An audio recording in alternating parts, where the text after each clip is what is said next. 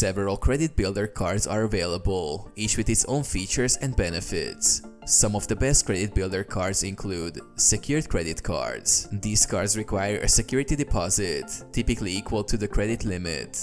They're ideal for individuals with limited or poor credit history. Examples include the Discover IT Secured Credit Card and the Capital One Secured MasterCard. Credit Builder loans. Some financial institutions offer Credit Builder loans where the borrower makes fixed monthly payments into a savings account. Once the loan is paid off, the funds are released and the borrower has established credit. Examples include Self-Credit Builder loans and Credit Strong.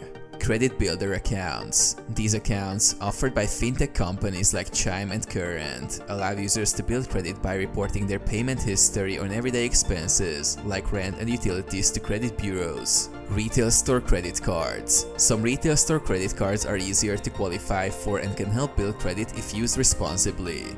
Examples include the Amazon Store Card and the Target Red Card.